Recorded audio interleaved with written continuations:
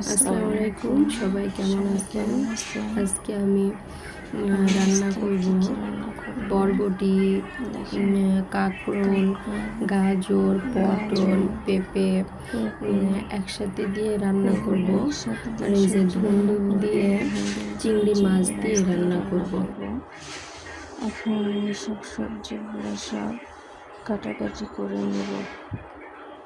এই যে আমি কাটাকাটি করার জন্য বটি নিয়ে এসেছি, এগুলো কাটবো। এই যে কাটতে শুরু করে দিয়েছি, কাটা শেষ। এরপর ইলিশ মাছটা পানিতে দেব।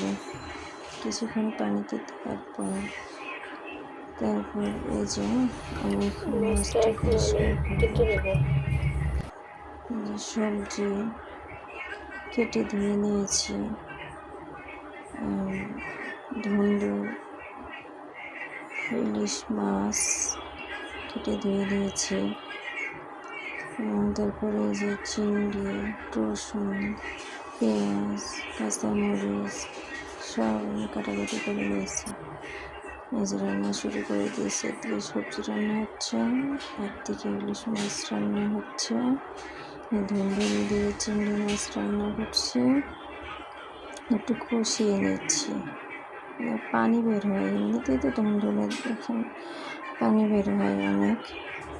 এই যে রান্না শেষ, দেখেন রান্না কেমন হচ্ছে। ধুন্দুল দিয়ে চিংড়ি মাছ, সবজি করছি, তারপর ইলিশ মাছ, সাথে আছে লেবু। এই যে ভাত হয়ে গেছে, আপনাদের ঢেকে দিলাম। দেখেন রান্না কেমন হচ্ছে।